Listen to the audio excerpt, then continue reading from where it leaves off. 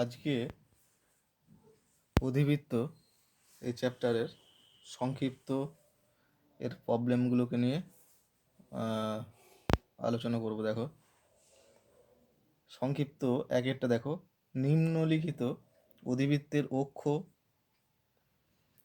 শীর্ষবিন্দুর স্থানাঙ্ক, নাভির স্থানাঙ্ক, নাভিলম্বের দৈর্ঘ্য, নিয়ামকের সমীকরণ এবং নাভিলম্বের প্রান্তবিন্দুগুলির স্থানাঙ্ক নির্ণয় করো। ঠিক আছে, সংক্ষিপ্ত একটা দেখো। 1 দেওয়া আছে y² = 20x সমান, তাহলে y² = 4ax এই আকারে প্রকাশ করে নিলাম। ঠিক আছে, এরপর লিখবে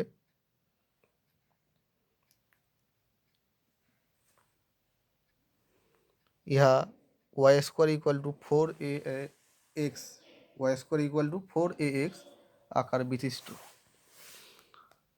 তাহলে এখানে এটা হলো 5। ঠিক আছে, তাহলে এর অক্ষ কত হবে? 1 নম্বর হচ্ছে অক্ষ হচ্ছে ধনাত্মক x অক্ষ, শীর্ষবিন্দু স্থানাঙ্ক বের করতে বলেছে। তাহলে শীর্ষবিন্দু স্থানাঙ্ক, তাহলে এই শীর্ষবিন্দু স্থানাঙ্ক আমরা জানি 0 0। ঠিক আছে, এরপর নাভির স্থানাঙ্ক,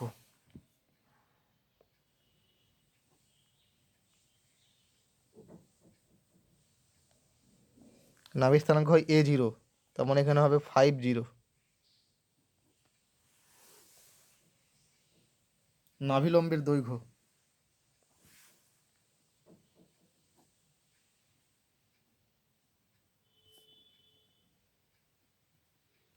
ফোর এ হয়। ঠিক আছে, সব অধিবৃত্তের ক্ষেত্রেই নাভিলম্বের দৈর্ঘ্যটা আছে 4a, তাহলে 4 × 5, তাহলে 20 একক।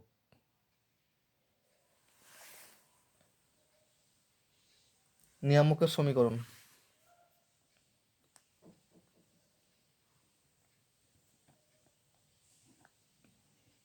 y² = 4ax হলে নিয়ামকের সমীকরণ হয় x + a = 0, মানে হচ্ছে x + 5 = 0।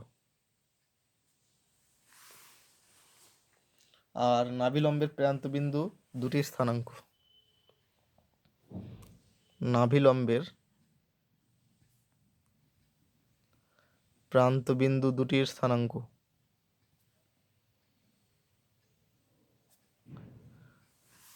ঠিক আছে, একটা হয় 2a, সরি একটা হয় a, 2a, তার মানে হবে 5,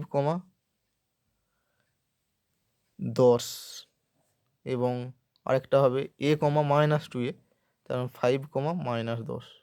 ঠিক আছে, এরকম করে আরও 7টা, মোট 8টা আছে প্রবলেম। এগুলো তোমরা নিজেই করে নেবে। ঠিক আছে, তাহলে প্রথমে আদর্শ আকারে প্রকাশ করে নেবে, তারপর তার সূত্রগুলো তোমাদের লিখিয়ে দেওয়া আছে, সেভাবে তোমরা বের করবে। ঠিক আছে, এরপর দেখো 2-এর একটা কি বলেছে, যে একটি অধিবৃত্তের শীর্ষবিন্দু 2, -3 বিন্দু, অক্ষ x অক্ষের সমান্তরাল, নাভিলম্বের দৈর্ঘ্য 12 একক,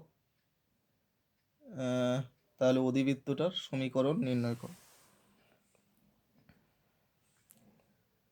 তাহলে প্রথমত শীর্ষ দেওয়া আছে 2, -3, অক্ষ x অক্ষের সমান্তরাল বলা আছে, আর নাভিলম্বের দৈর্ঘ্য মানে হচ্ছে আমরা জানি 4a, এটাই সমান 12, একক দিয়ে হচ্ছে, তার মানে এখান থেকে আমরা এর মান পেয়ে যাব। এ মানে হচ্ছে 3। ঠিক আছে, তাহলে দেখো অক্ষটা এক্স অক্ষের সমান্তরাল, তার মানে ধনাত্মক এক্স অক্ষ না ঋণাত্মক এক্স অক্ষের সমান্তরাল সেটা কিন্তু বলা নেই, তাহলে দু রকমই হতে পারে, সেই জন্য দুটো কেস হবে। সেই তাহলে প্রথমত যখন অক্ষ ধনাত্মক এক্স অক্ষের সমান্তরাল, ঠিক আছে, তখন সমীকরণটা হয়, অধিবৃত্তের সমীকরণটা কি হবে, ঠিক আছে, ওয়াই মাইনাস বিটা, তাহলে ওয়াই মাইনাস 3 মানে ওয়াই প্লাস 3 এর হোল স্কোয়ার ইকুয়াল টু 4, এ মানে 3, এক্স মাইনাস আলফা, তাহলে এক্স মাইনাস 2, তাহলে হয়ে গেল 12 এক্স মাইনাস 2, এটা সমীকরণ। ঠিক আছে, এবার কেস 2 হচ্ছে যখন অক্ষ ঋণাত্মক এক্স অক্ষের সমান্তরাল,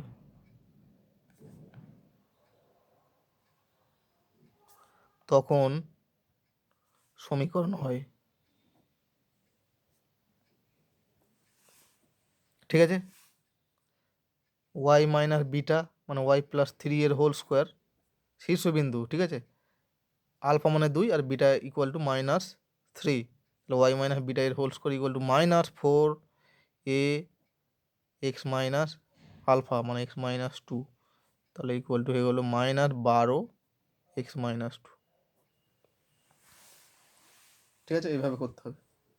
তাহলে দেখো অধিবৃত্তের এক্ষেত্রে সমীকরণটা বের করতে হলে আমাকে 3টে জিনিস চাই, আলফা বিটা মানে শীর্ষবিন্দুর স্থানাঙ্ক চাই, আর এর মান চাই। ঠিক আছে, আর দেখতে হবে কোন অক্ষের সমান্তরাল।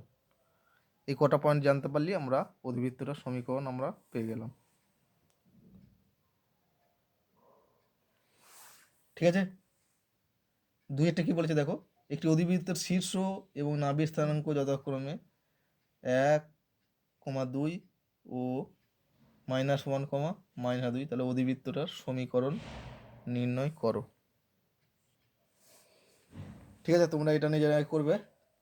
2 আর 3 একই রকম, আমি 3-এরটা করিয়ে দিচ্ছি। 2 আর 3-এর একই রকম শর্তগুলো দেওয়া আছে। ঠিক আছে, শীর্ষ আর নাভি দেওয়া আছে, তাহলে তার সমীকরণ বের করতে পারবে। দেখো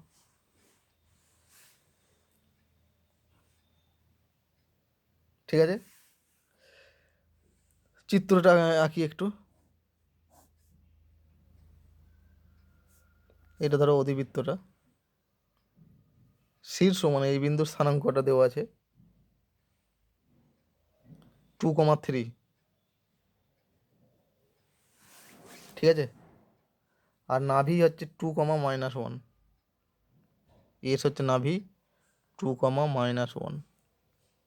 ঠিক আছে, এটা এই বিন্দুর শীর্ষ, তাহলে তার সমীকরণটা কীভাবে বের করবো দেখো। শীর্ষ আর নাভি, আমরা জানি যে নাভি আর নিয়ামক দেওয়া থাকলে সহজেই আমরা তার সমীকরণ বের করতে পারি। এসপি ইকুয়াল টু পিএম অধিবৃত্তের ক্ষেত্রে হয়। ঠিক আছে, তাহলে দেখো শীর্ষ দেওয়া আছে আর নাভি দেওয়া আছে। শীর্ষ 2,3, নাভি দেওয়া আছে 2,-1, তাহলে অক্ষের সমীকরণ পেয়ে যাব। তাহলে অতএব অক্ষের সমীকরণ, অধিবৃত্তেটার অক্ষের সমীকরণ কত হবে, এটা হচ্ছে অক্ষ, তাহলে অক্ষের ওপর দুটো পয়েন্ট যেহেতু দেওয়াই আছে, তার সমীকরণ আমরা বলতে পারি ওয়াই, এই দুটো বিন্দুর সংযোজক সরলরেখা, তাহলে y-3/x-2 ইকুয়াল টু 3 + 1/2 - 2, তার মানে হচ্ছে 4/0। তাহলে দিস ইমপ্লাইজ কত হবে, এটার সঙ্গে এটা গুণ করব, 4 - 2 × 4 ইকুয়াল টু 0 × এইটা মানে হচ্ছে 0, তাহলে এখান থেকে বলতে পারি এটা হচ্ছে x - 2। X minus two into four equal to 0 into y minus three, তার মানে হচ্ছে 0 লিখে দিলাম। তাহলে এখান থেকে লিখতে পারি x minus two equal to 0। ঠিক আছে,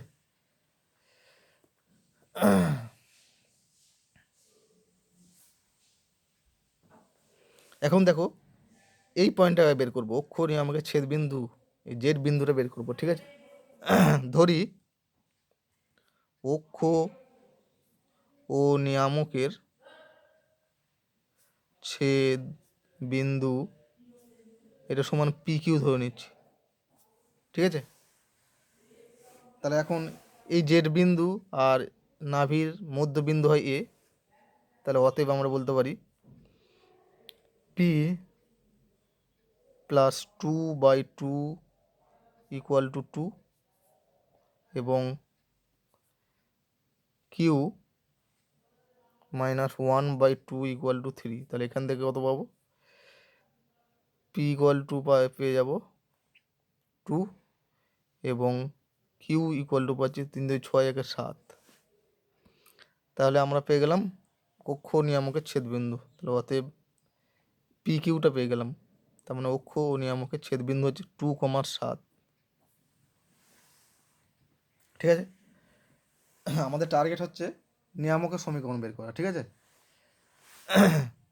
তাহলে দেখো অক্ষের সমীকরণ যেহেতু দেওয়া আছে x minus two equal to 0, তাহলে অতএব নিয়ামকের সমীকরণ হবে অক্ষ নিয়ামক পরস্পর লম্ব হয়, তাহলে এক্স মাইনাস টু এর equal to 0, x minus two equal to 0 এই সমীকরণের লম্ব রেখার সমীকরণ হয় ওয়াই ইকুয়াল টু কে, এরকম আকারে ধরতে পারি। ঠিক আছে, এটা হচ্ছে নিয়ামকের সমীকরণ। তাহলে এই নিয়ামকটাই আবার পি কিউ বিন্দুগামী, তার মানে হচ্ছে 2,7 বিন্দুগামী। তাহলে অতএব এই 2,7 দ্বারা এই সমীকরণটা সিদ্ধ হবে। তাহলে এখানে বসালে কে এর মান পেয়ে গেলাম 7। ঠিক আছে, ওয়াইয়ের জায়গায় 7 বসাচ্ছি, তাহলে কে ইকুয়াল টু 7। তাহলে অতএব নিয়ামকের সমীকরণ পেয়ে গেলাম। নিয়ামকের সমীকরণ ওয়াই ইকুয়াল টু 7 মানে ওয়াই মাইনাস 7 ইকুয়াল টু 0। ঠিক আছে,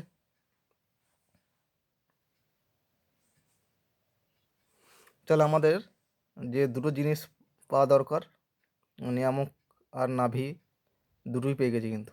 ঠিক আছে, একটা দেওয়া আছে আর একটা বের করলাম, নাভি নিয়ামকের সমীকরণটা আমরা বের করলাম।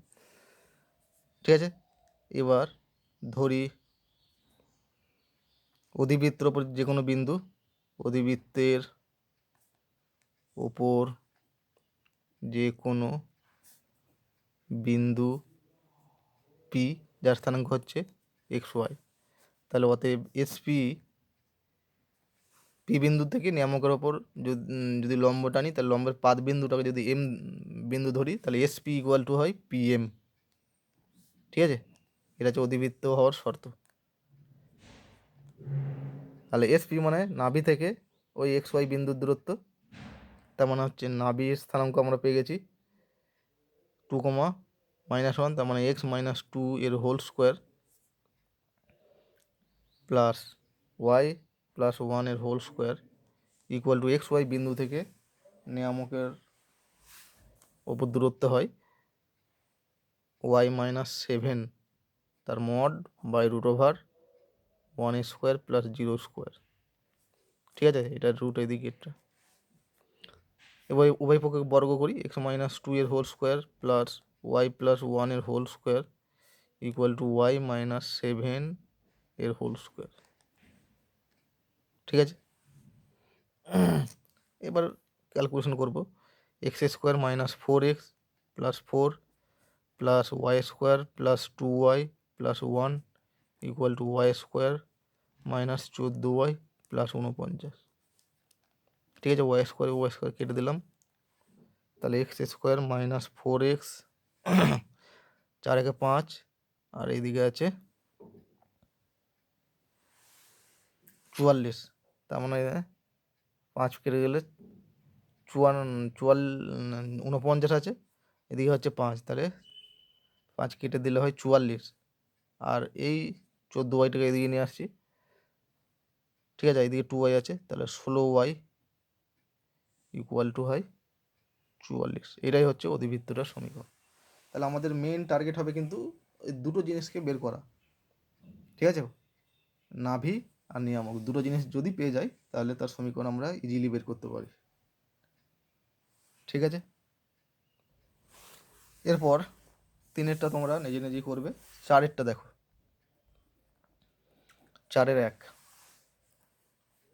বলছে একটি অধিবৃত্তের শীর্ষবিন্দু স্থানাঙ্ক দেওয়া আছে 2, - 3 এবং তার নিয়ামকের সমীকরণ দেওয়া আছে x+7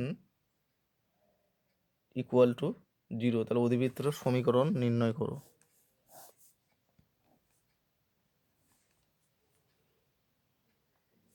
কী কী দেওয়া আছে? তার শীর্ষবিন্দু মানে এই বিন্দু স্থানাঙ্ক দেওয়া আছে 2, - 3 আর নিয়ামকের সমীকরণটা দেওয়া আছে এই একটা সমীকরণ দেওয়া আছে x+7 ইকুয়াল টু 0। ঠিক আছে, এটা ধরো x অক্ষ, এটা ধরো y অক্ষ। তাহলে নিয়ামক দেওয়া আছে আর শীর্ষবিন্দু দেওয়া আছে। তাহলে আমাদের টার্গেট হবে নাভি এর স্থানাঙ্ক বের করা। ঠিক আছে, তাহলে নাভির স্থানাঙ্ক কীভাবে বের করবো দেখো। শীর্ষ দেওয়া আছে, শীর্ষ হচ্ছে 2, - 3 নিয়ামকের সমীকরণ x+7 ইকুয়াল টু 0। এই দুটো শর্ত দেওয়া আছে। তাহলে অতএব অক্ষের সমীকরণ পেয়ে যাব। অক্ষের সমীকরণ, অক্ষ আর নিয়ামক পরস্পর লম্ব হয়, তাহলে এইটার উপর লম্ব সহরেখার সমীকরণ হয় y plus K equal to 0। ঠিক আছে, এই অক্ষটার সমীকরণ। তাহলে অক্ষের ওপরই এ বিন্দু আছে, তার মানে ইহা 2, - 3 এই বিন্দুটা অক্ষের ওপর অবস্থিত। তাহলে এই বিন্দু দ্বারা সিদ্ধ হবে। তাহলে অতএব আমরা বলতে পারি এর জায়গায় -3 বসাবো। তাহলে -3 plus K equal to 0 implies K equal to 3। ঠিক আছে, কে ইকুয়াল টু 3। সরি, এই শীর্ষবিন্দুটা স্থানাঙ্কটা দেওয়া আছে 2, -2, +3 দেওয়া আছে। ঠিক আছে, এটা একটু চেঞ্জ করে নাও, -2 এখানে +3, তাহলে এখানে +3 কে এর মান পাবো -3। ঠিক আছে, -2 + 3 দেওয়া আছে শীর্ষবিন্দু স্থানাঙ্ক। তাহলে অতএব অক্ষের সমীকরণ পেয়ে গেলাম। অক্ষের সমীকরণ কত পেলাম? y-3 equal to 0। তাহলে অতএব অক্ষ ও নিয়ামকের ছেদবিন্দু কত হবে?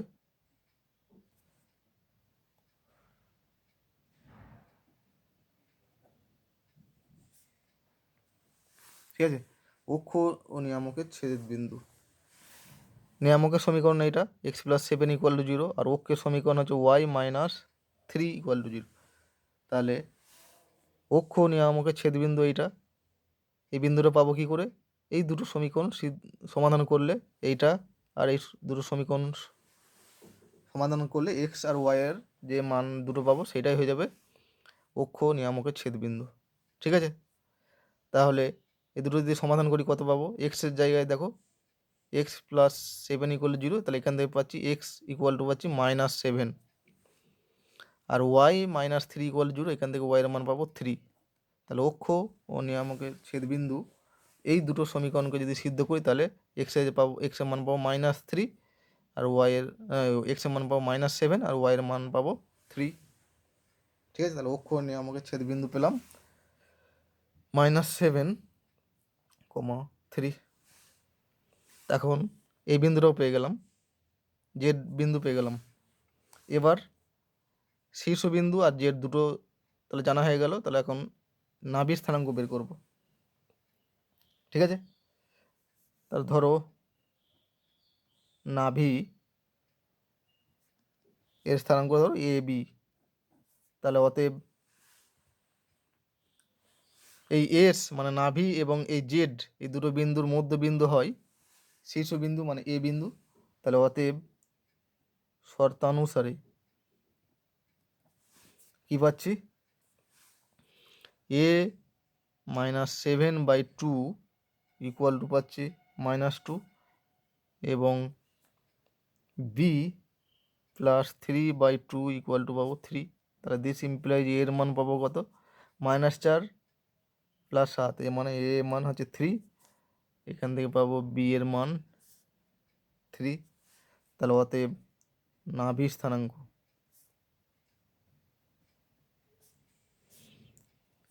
3,3 পেয়ে গেলাম।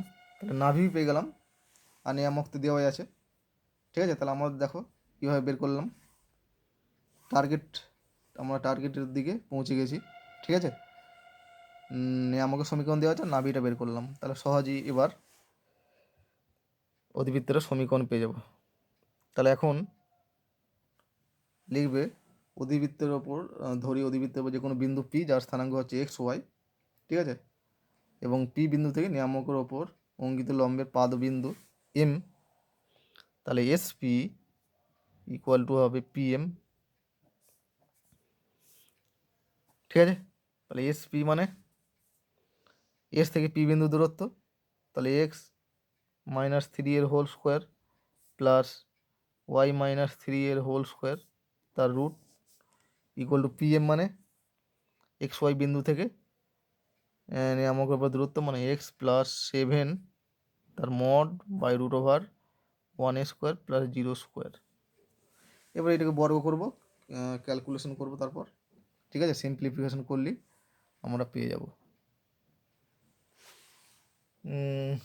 এরপরে দেখো 4-2 তোমরা নিজেরাই করতে পারবে, একই শর্তগুলো দেওয়া আছে। ঠিক আছে, 5-গুলো তো সহজেই দেওয়া আছে, নাভিও দেওয়া আছে আর নিয়ামকের সমীকরণও দেওয়া আছে। 5-1 কি বলেছে দেখো, একটি অধিবৃত্তের নাভির স্থানাঙ্ক 4,0 এবং তার নিয়ামকের সমীকরণ x = y হলে অধিবৃত্তটার সমীকরণ নির্ণয় করো। তাহলে এখানে দুটোই দেওয়া আছে, নাভিও দেওয়া আছে আর নিয়ামকও দেওয়া আছে। তাহলে SP = PM, এই শর্তটা কাজে লাগালেই আমরা অধিবৃত্তটার সমীকরণ নির্ণয় করতে পারবো। 6-এর দাগে কী বলেছে, নাভির স্থানাঙ্ক দেওয়া আছে। ঠিক আছে, 6-1 দেখো 2,1 নাভির স্থানাঙ্ক এবং 3x - y + 1 = 0 নিয়ামকের সমীকরণ এমন অধিবৃত্তের সমীকরণ নির্ণয় করো। এটাও সেই নাভি আর নিয়ামক দুটোই দেওয়া আছে, তাহলে সমীকরণ তোমরা বের করতে পারবে। ঠিক আছে,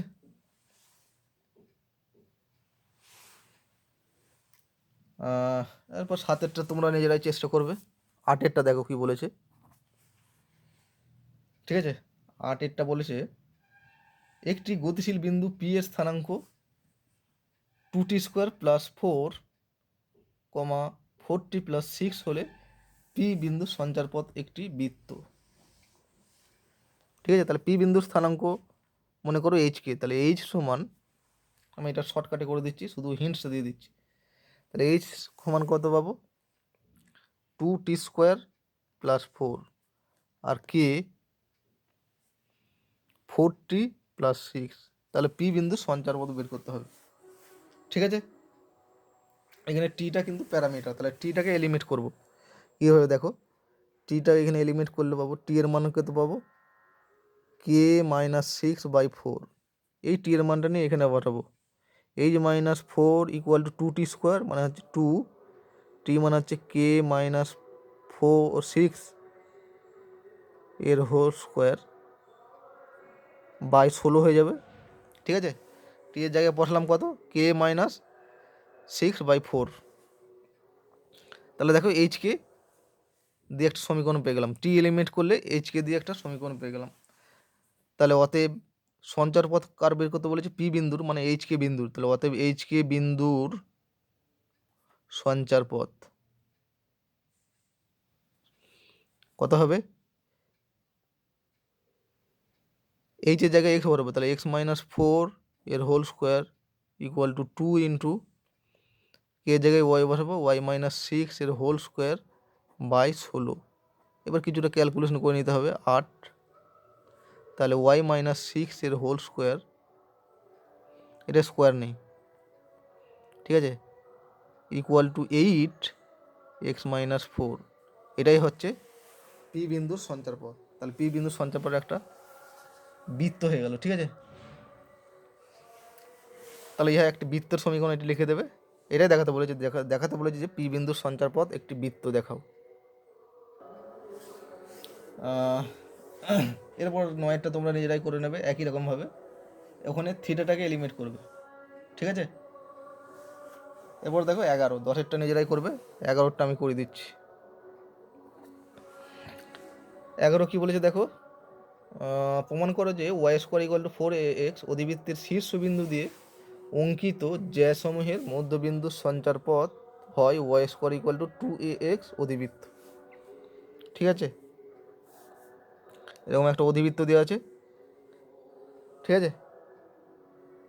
এর শীর্ষবিন্দু দিয়ে অঙ্কিত জ্যাসমূহের সঞ্চার পথ বের করতে বলেছে। এটা হচ্ছে শীর্ষবিন্দু। তাহলে অধিবৃত্তের সমীকরণ কত দেওয়া আছে দেখো, এর শুধু হিন্ট দিয়ে দিচ্ছি, Y square equal to 4ax। তাহলে এর শীর্ষবিন্দু কত হবে, 0 0 হবে। এর শীর্ষবিন্দু এ, এর স্থানাঙ্ক হচ্ছে 0 0। তাহলে এই এ বিন্দু দিয়ে অসংখ্য আমাদের জ্যা অঙ্কন করা যায়। তার মধ্যে একটা জ্যা ধরো এরকম আছে, এরকম অসংখ্য হতে পারে, এটার সঙ্গে যে কোনো বিন্দু যোগ করলে, ঠিক আছে, আমরা অসংখ্য জ্যা পাবো। তার মধ্যে একটা জ্যা মনে করো এ, আর এটা হচ্ছে পি। পি বিন্দুর স্থানাঙ্ক আমায় ধরো এইচকে, ঠিক আছে। তাহলে কি করতে হবে, পি বিন্দুর মধ্যবিন্দুর সঞ্চারপথ বের করতে হবে। জ্যাসমূহের মধ্যবিন্দুর সঞ্চারপথ বের করতে বলেছে, ঠিক আছে। তাহলে এপি এই রেখাংশ যে আছে তার মধ্যবিন্দু ধরো আমার এইটা কিউ, যার স্থানাঙ্ক হচ্ছে আলফা বিটা। তাহলে আলফা কমা বিটা বিন্দুর সঞ্চারপথ বের করতে হবে, ঠিক আছে। তাহলে ধরি পি বিন্দুর স্থানাঙ্ক হচ্ছে এইচকে এবং এর মধ্যবিন্দু মানে কিউ বিন্দুর স্থানাঙ্ক হচ্ছে আলফা কমা বিটা, ঠিক আছে। তাহলে অতএব আলফা কত পাবো, এইচ প্লাস 0/2, ঠিক আছে। তার মানে এইচ ইকুয়াল টু পাবো 2 আলফা এবং বিটা পাবো কে প্লাস 0/2, তার মানে হচ্ছে কে ইকুয়াল টু হচ্ছে 2 বিটা, ঠিক আছে। তাহলে এখন এইচ কে বিন্দুটা কোথায় আছে, এই অধিবৃত্তের ওপর আছে। তাহলে অধিবৃত্তটাকে সিদ্ধ করবে, ঠিক আছে। এখানে এইচকে বসাবো, তাহলে কে স্কোয়ার ইকুয়াল টু হবে 4aH। তাহলে দিস ইমপ্লাইজ আমায় বের করতে হবে কিন্তু আলফা বিটা বিন্দুর সঞ্চারপথ। তার মানে আমায় আলফা আর বিটা দিয়ে একটা সমীকরণ বের করতে হবে, ঠিক আছে। তাহলে দেখো এই কে এর জায়গায় বসাবো 2 বিটা, তার মানে হবে 4 beta square equal two 4aH মানে কত 2 আলফা, 4 4 কেটে দিলাম, তার মানে পেলাম beta square equal to 2a alpha. তাহলে অতএব আলফা কমা বিটা বিন্দুর সঞ্চার পথ কত হয়ে যাবে, বিটার জায়গায় ওয়াই বসাবো আর আলফার জায়গায় এক্স বসাবো, তাহলে 2ax। এটাই হচ্ছে আলফা কমা বিটা বিন্দুর সঞ্চার পথ, ঠিক আছে। তাহলে এটা একটা অধিবৃত্ত, দেখো Y square equal to 2ax একটা অধিবৃত্ত, ঠিক আছে। এরপর 12, 13, 14 তোমরা নিজেরাই করবে, আমি 15টা করে দিচ্ছি, ঠিক আছে। 15টা কি বলেছে দেখো, পি কিউ রেখাংশ y square equal to 4ax অধিবৃত্তর একটি জ্যা পি কিউ এর কোটি কিউ, পি এর কোটি কিউ এর কোটির দ্বিগুণ হলে দেখাও যে পি কিউ এর মধ্যবিন্দুর সঞ্চারপথ এর সমীকরণ 5y square equal two 18ax। আগে চিত্রটা আঁকি, আমি এটা শুধু হিন্ট দিয়ে দিচ্ছি।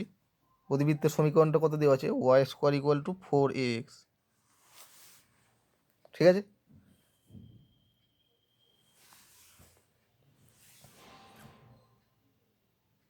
এইটা একটা জ্যা দেওয়া আছে, ঠিক আছে। এটা ধরো পি বিন্দু আর এটা হচ্ছে কিউ বিন্দু, ঠিক আছে,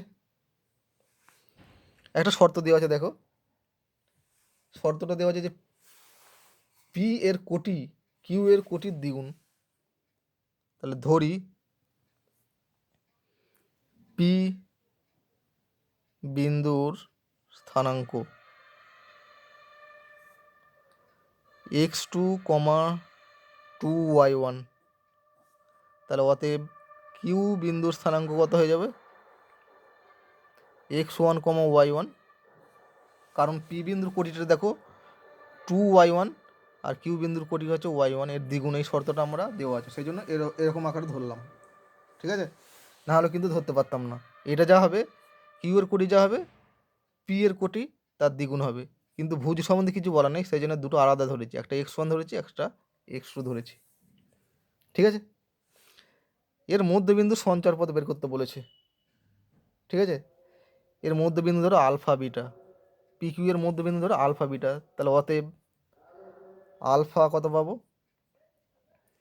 x1 প্লাস x2/2 এবং বিটা পাবো y1 প্লাস 2y1/2, মানে হচ্ছে 2β/3। ঠিক আছে, সরি 2β কোথায়, এটা তাহলে পেয়ে যাব 3y1/2। ঠিক আছে, তাহলে অতএব y1 এর মান কত পেয়ে যাব 2β/3। ঠিক আছে, আবার দেখো এটা পি বিন্দু আর কিউ বিন্দু কোথায় আছে, অধিবৃত্তের ওপর আছে, তাহলে ও দুটো বিন্দুই অধিবৃত্তের সমীকরণটাকে সিদ্ধ করবে, তার মানে y1² ইকুয়াল টু পাবো 4ax1, আর একটা পাবো কিউ বিন্দুটা যদি বসাই তাহলে পাবো এটা এটা একটা বিন্দু বসালাম, আর একটা বিন্দু যদি বসাই তাহলে পাবো 4y1² ইকুয়াল টু 4ax2। ঠিক আছে, এটা পি বিন্দু বসালাম একবার, আর একবার কিউ বিন্দু বসালাম, এই সমীকরণটা পেলাম। তাহলে অতএব এই দুটো সমীকরণ যোগ করব, তাহলে y1² plus 4y1² plus 4y1² কত পাবো 4ax1 প্লাস x2 পেয়ে যাব, তাহলে 5y1² ইকুয়াল টু পাবো 4ax1 প্লাস x2, আবার এখান থেকে পেয়ে যাব x1 প্লাস x2 জায়গায় বসাবো 2 আলফা। ঠিক আছে, তাহলে দিস ইমপ্লাইজ 5y1² মানে আবার y1 মানে এটা, তাহলে y1² হয়ে যাবে 4β²/9 ইকুয়াল টু পাবো কত 4a ইন্টু 2 আলফা। আমাকে কিন্তু বের করতে হবে আলফা বিটা এর সঞ্চার পথ, সেই জন্য আলফা আর বিটা দিয়ে একটা সমীকরণটা আমি এভাবে বের করলাম। ঠিক আছে, তাহলে এখানে 4 কেটে গেল, তাহলে অতএব আলফা বিটা বিন্দুর সঞ্চার পথ। ঠিক আছে, আমার যেহেতু আলফা বিটা বিন্দুর সঞ্চার পথ বের করতে হবে, সেই জন্য আমরা সমীকরণটা আলফা আর বিটা দিয়ে বের করলাম। তাহলে সঞ্চার পথ হয়ে যাবে 5y1² বিটার জায়গায় y বসাবো, আর 9 2 18 এ আলফা মানে এখানে এক্স বসাবো। ঠিক আছে, মানে যার সঞ্চার পথ বের করতে হবে যে বিন্দুর, সেই বিন্দুটা দিয়ে একটা সমীকরণ আমাকে বের করতে হবে, এটা তোমাদের মনে রাখতে হবে, প্রথম থেকেই আমরা বলে আসছি। ঠিক আছে।